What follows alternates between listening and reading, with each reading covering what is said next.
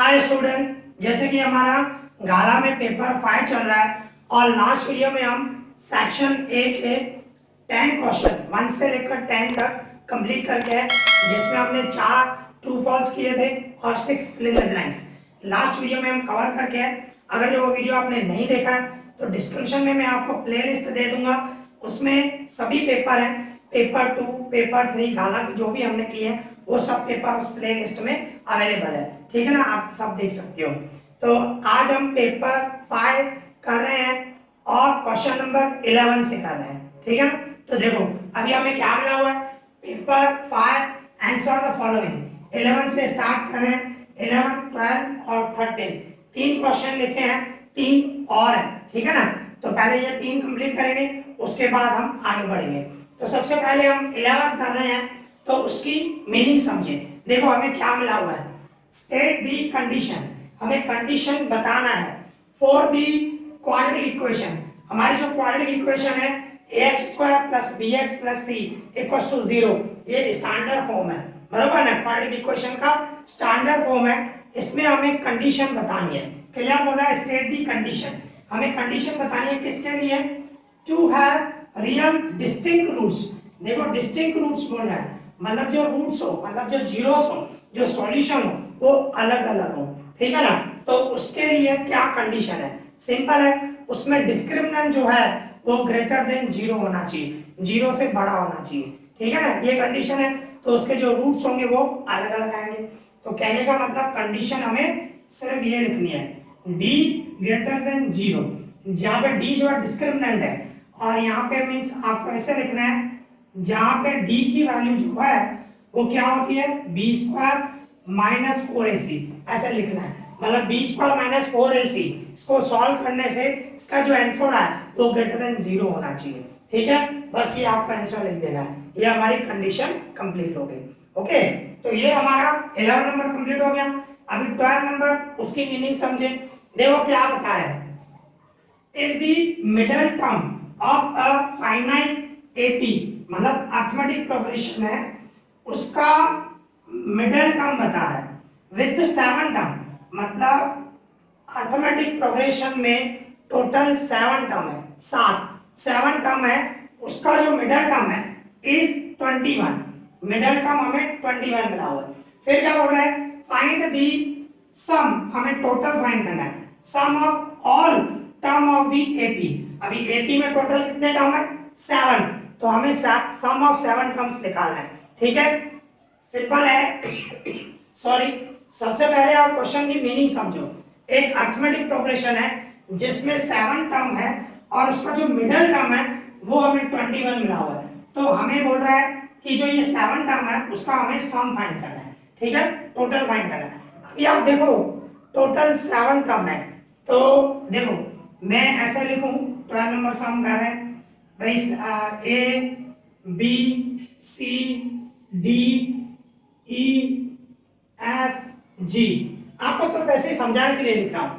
तो देखो क्या बोल रहा है, ये देखो 7 टर्म है, 1 2 3 4 5 6 7, सपोज करो ये एपी में अर्थमेटिक प्रोग्रेशन में, तो ये 7 टर्म हुए, इसका मिडल टर्म सोचो, ये देखो मिडल में आया, आप देखो ये इसके ये मिडल टर्म हुआ, इसके आगे 3 टर्म छूट गए, उसके पीछे भी 3 टर्म है, तो मिडल टर्म हमारा कौन सा हुआ, 4th टर्म हुआ। मैंने ऐसे ही लिखा है एपी, आपको समझाने के लिए, भाई ए बी अर्थमेटिक प्रोग्रेशन समझो, A B C D 7 term है, तो मैंने उसमें आप देखो मिडल टर्म कौन सा है, 4th टर्म है, ये फर्स्ट टर्म, ये सेकंड टर्म, ये थर्ड टर्म, ये 4th टर्म, ये 5th टर्म, ये 6th टर्म, ये 7th टर्म, तो जो मिडल टर्म हुआ वो कौन सा हुआ, 4th टर्म हुआ। ठीक है ना, तो वो आपको लिखना है, ये सिर्फ आपको मैं समझाने के लिए लिख रहा था।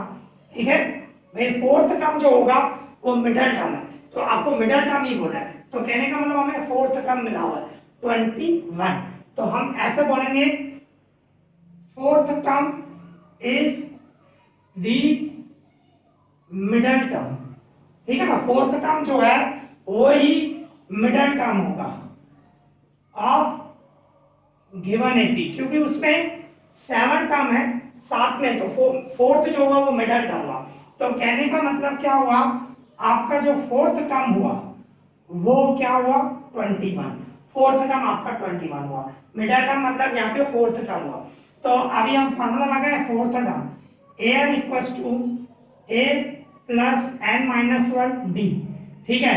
तो ए एन की जगह पे 4 रखूं क्योंकि फोर्थ टर्म है, तो ए से एन की जगह पे 4 रखूं, 4 माइनस वन, ये डी।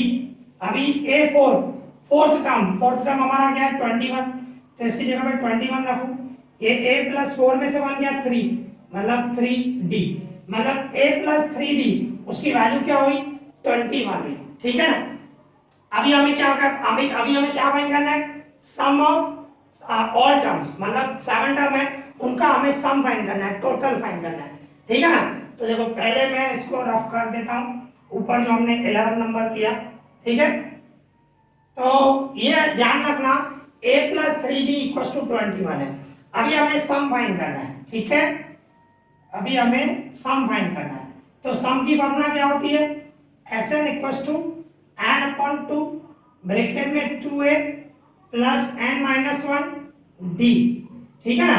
तो इसमें मैं क्या करूंगा, यहाँ पे कर देता हूं एस एन की जगह पे 7 रखूंगा क्योंकि सम ऑफ 7 टर्म्स होगा, बराबर ना, जितने भी टर्म्स है सबका हमें, तो एन की जगह पे मैं 7 रख रहा हूं, तो यहाँ पे क्या आएगा इक्वल टू में 7.2, बराबर, एन की जगह पे 7 रखा, फिर 2 ए सेम रखा, प्लस यहाँ पे एन की जगह पे 7 रखूंगा, 7 माइनस वन डी से, ठीक है।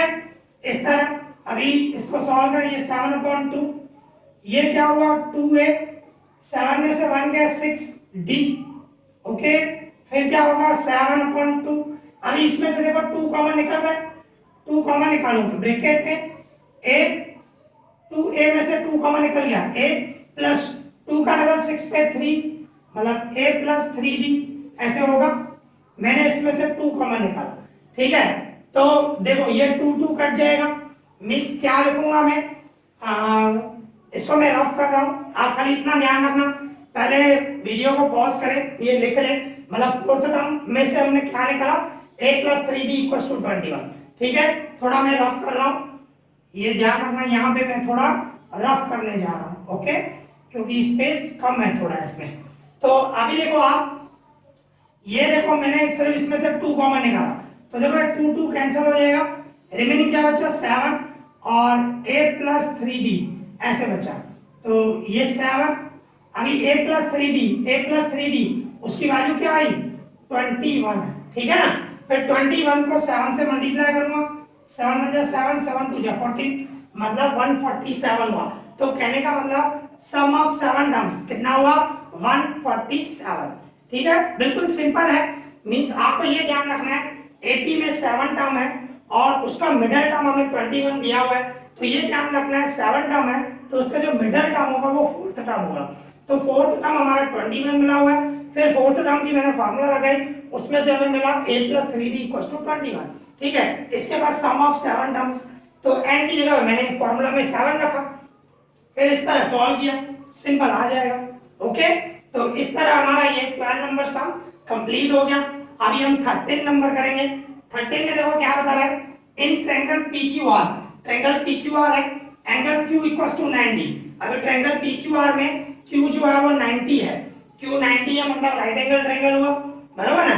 फिर क्या मिला हुआ है, PQ की मेजरमेंट दी हुई है 20 सेंटीमीटर, और इसके बाद QR की मेजरमेंट मिली हुई है 21 सेंटीमीटर, PQ और QR मिला हुआ है। Find the parameter of triangle PQR, triangle PQR के हमें पैरामीटर फाइंड करनी, तो बिल्कुल सिंपल है, मैंने आपको बताया पैरामीटर फाइंड करनी है तो ट्रायंगल की तीनों साइड का टोटल करेंगे तो पैरामीटर आ जाएगी, ओके, बिल्कुल इजी है, ठीक है। अभी हम क्या करेंगे, पहले इसको रफ करें क्योंकि स्पेस नहीं है, तो इसमें अभी सबसे पहले हम राइट एंगल ट्रायंगल बनाएंगे, ठीक है, राइट एंगल ट्रायंगल बनाएंगे, आप देख सकते हो इस तरह करेंगे, देखो इस तरह होगा, ये हमारा राइट एंगल ट्रायंगल जिसमें Q जो है राइट एंगल है, क्लियर बता रहा है Q इक्वल टू 90, तो Q राइट एंगल है, और हमारा हाइपोटेन्यूज क्या हुआ PR होगा, ट्रायंगल PQR हो गया। तो इसमें आपको PQ मिला हुआ है, PQ 20 है और QR हमारा 21 सेंटीमीटर ऐसे दिया गया, ठीक है ना।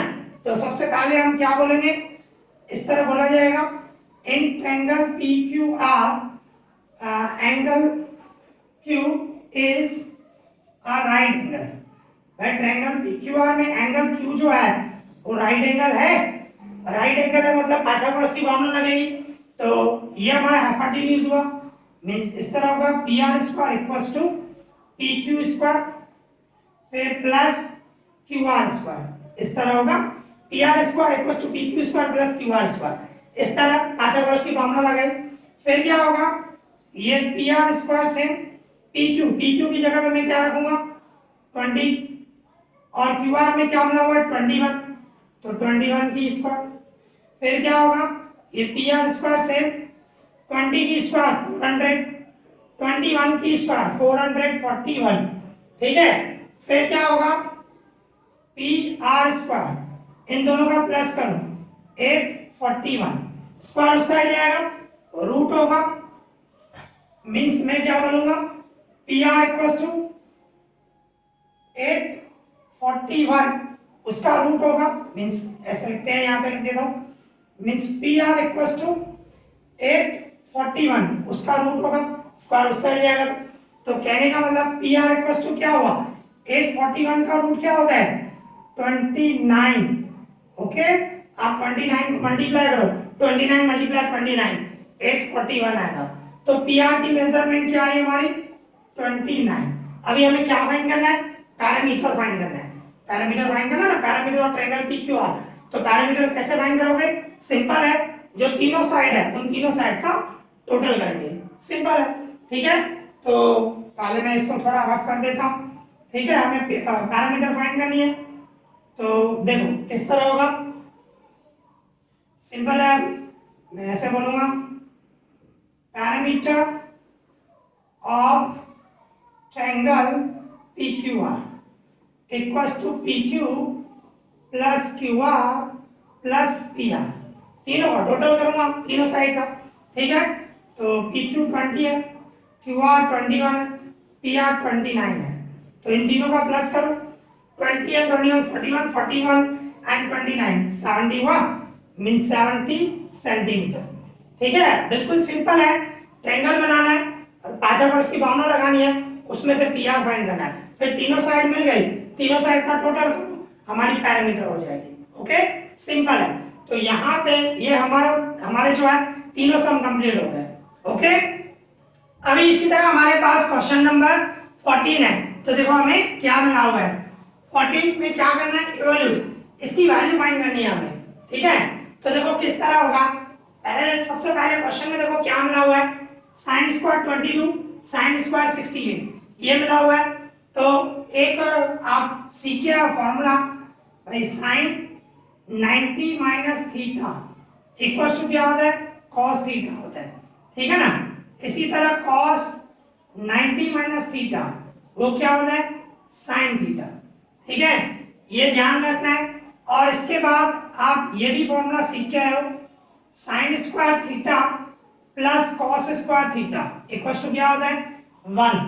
ध्यान रखना यहाँ पे थीटा होना चाहिए कंपलसरी, मतलब दूसरी कोई भी एंगल हो, थीटा की जगह पे मैं ऐसे भी रख सकता हूँ, भाई sine square 20 degree plus cos square 20 degree. देखो थीटा की जगह पे मैंने क्या रखा है 20 डिग्री रखा है, ये 20 डिग्री ये 20 डिग्री, दोनों का plus mean sine square cos square क्या होगा 1 होगा। जैसे sign square theta plus cos square compulsory ये एंगल जो है वो सेम होनी चाहिए 20 20, तो उसका मीन्स टोटल भी क्या होगा 1 होगा, ठीक है। इस तरह अभी ये फॉर्मूला यूज करके हम इसको सॉल्व करेंगे। देखो इसको किस तरह किया जाएगा, ये साइन स्क्वायर 22 है, साइन स्क्वायर 68 है, अभी 22 और 68 दोनों का प्लस करोगे 90 होगा। अभी इन दोनों में से किसी एक को चेंज करना है, सपोज करो मुझे इसको ही चेंज करना है, ठीक है। तो मैं ऐसे लिख सकता हूँ, ये साइन स्क्वायर 22 है तो मैं इसको ऐसे लिख सकता हूँ 90 माइनस 22, सॉरी 90 माइनस 68, 90 माइनस 68, 22 की जगह पे क्या रखा मैंने 90 माइनस 68। आप खुद सोचो 90 में से 68 माइनस करो तो क्या होगा 22 ही होगा। तो कहने का मतलब 22 की जगह पे मैंने क्या रखा 90 माइनस 68। ओके, ये ध्यान रखना। और प्लस ये सेम रखना है, ये ध्यान रखना है साइन स्क्वायर 68 किसी एक को चेंज करना है, दोनों को चेंज नहीं करना है। डिवाइड में भी इसी तरह ही देखो cos स्क्वायर 22 cos स्क्वायर 68। अभी आप देख सकते हो 22 और 68 दोनों का प्लस करो क्या होगा 90 ही होगा। तो इन दोनों में से किसी एक को चेंज करना है, तो मैं इसी को ही चेंज कर रहा हूं। तो देखो ये cos स्क्वायर है, 22 की जगह में मैं क्या रखूं 90 माइनस 68। 90 में से 68 गए, बराबर 90 में से 68 गए, आप सोचो क्या हुआ 22 ही होगा। तो कहने का मतलब 22 की जगह मैं ऐसे रख सकता हूँ ना 90 माइनस 68। ओके, इस तरह रखा है 90 माइनस 68, तो 22 की जगह पे रखा 90 में से 68 गया तो 22 होगा। तो ये इस तरह रखा और ये सेम रखूंगा cos स्क्वायर 68।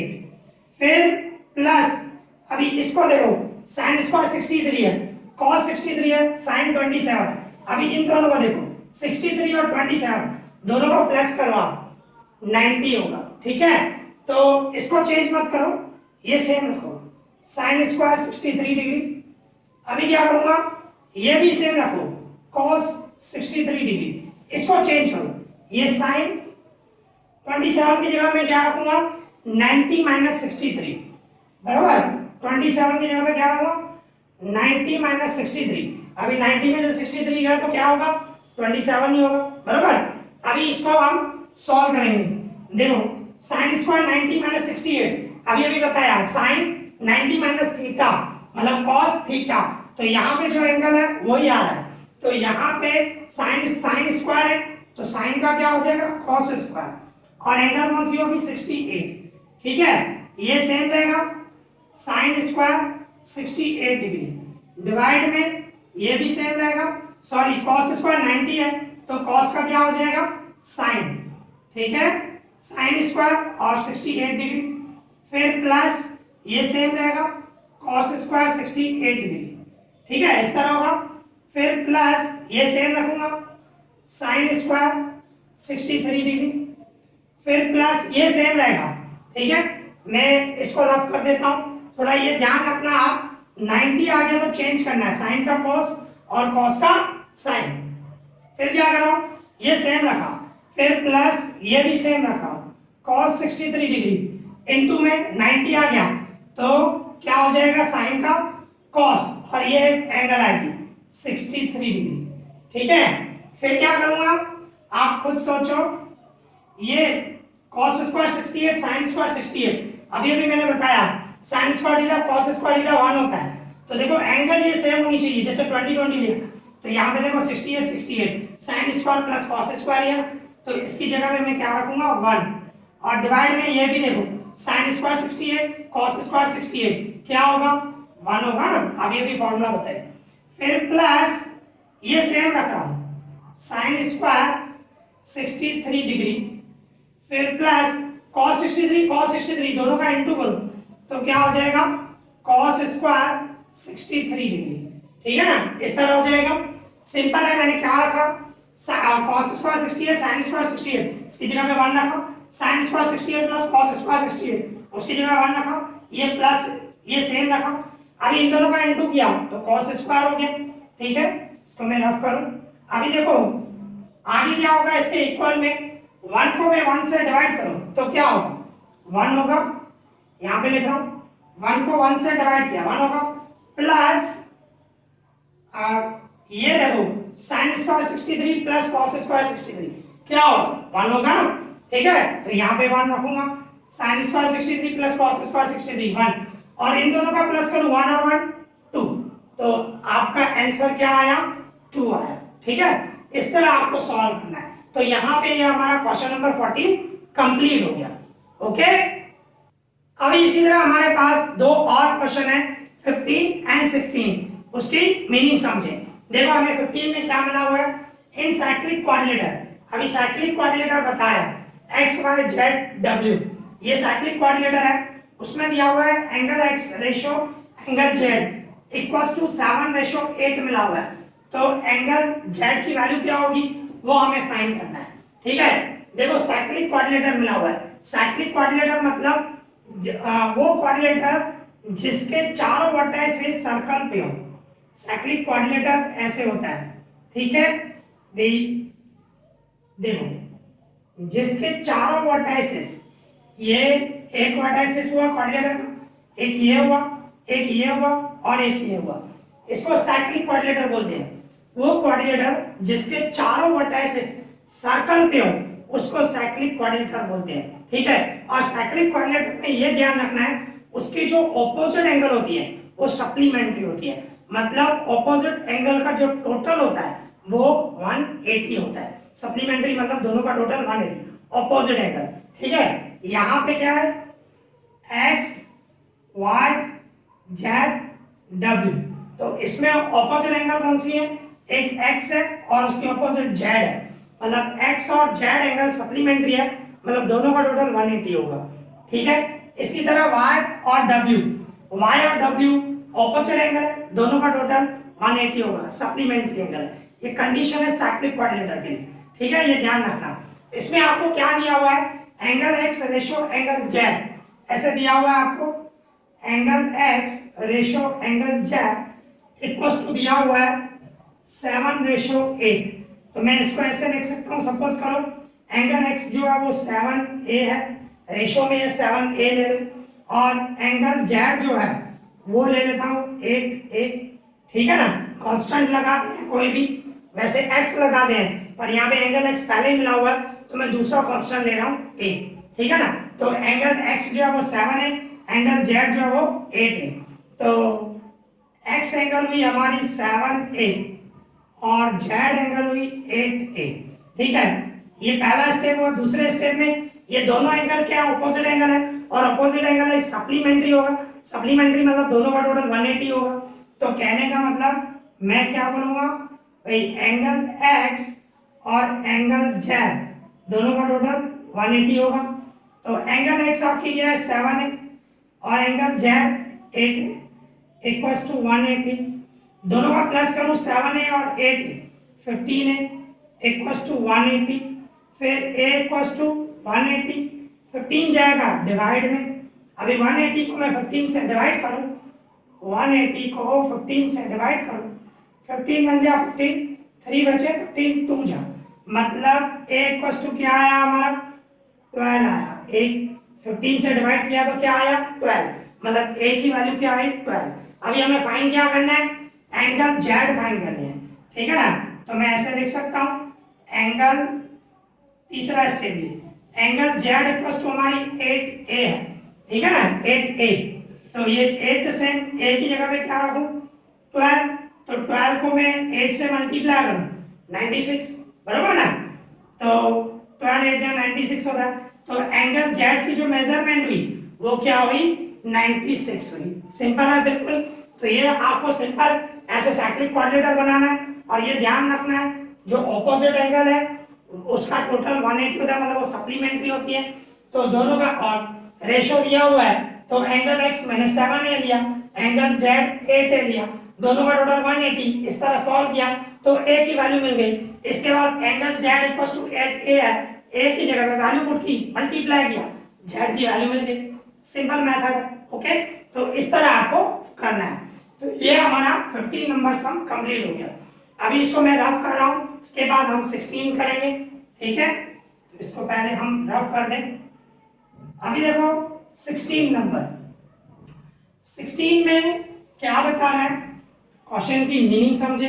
देखो क्या बता रहा है, the radii of the circles with centres O and P are 10 centimetre and 17 centimetre respectively.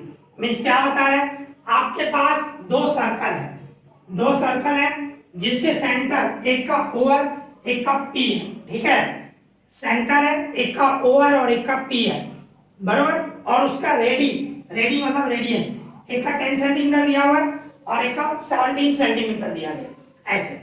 फिर आगे क्या बता रहे हैं, इफ OP मतलब O मतलब दोनों सेंटर है O और P, मतलब एक सर्कल का सेंटर O है दूसरे सर्कल का सेंटर P है, तो कहने का मतलब दोनों सेंटर के बीच में डिस्टेंस दिया गया है, दोनों सेंटर के बीच में डिस्टेंस 5 सेंटीमीटर है। फिर क्या बता रहा है, how many common tangents do these circle have.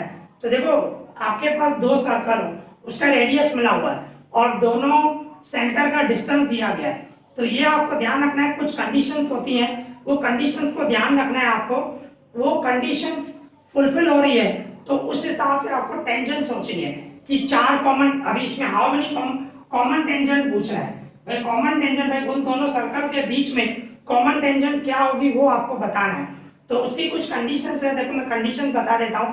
तो सबसे पहले डी मतलब डिफरेंस, यहाँ पे डी जो है आपका 5 मिला हुआ है, डी जो है ना वो 5 सेंट, डी मतलब डिफरेंस, दोनों सेंटर के बीच में जो डिफरेंस होता है उसको डी बोलते हैं। तो यहाँ पे डी आपका 5 सेंटीमीटर है और ये रेडियस मिले हुए हैं।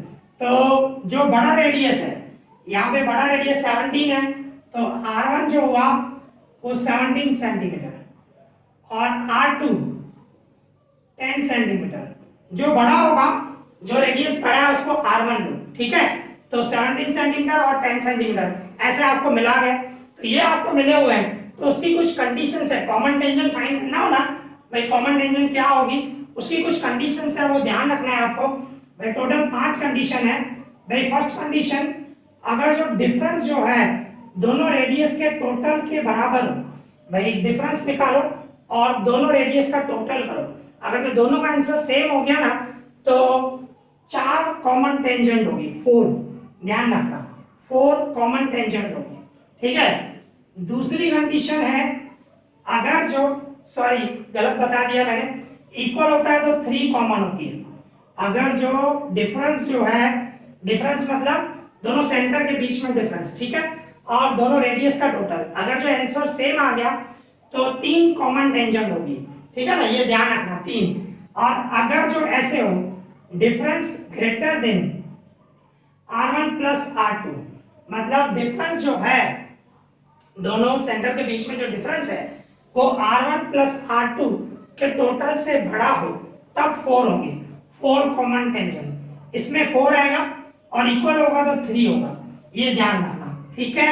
और इसके बाद थर्ड नंबर, अगर जो R1 minus R2 less than D less than R1 plus R2, मतलब D डिफरेंस की जो वैल्यू है, यहां पे मैंने डिफरेंस निकाला R1 और R2, मतलब R1 और R2 में से डिफरेंस कितना है वो निकाला, और यहाँ पे plus R1 plus R2, D मतलब दोनों सेंटर के बीच में डिस्टेंस, बराबर ना, बार बार बता रहा हूं।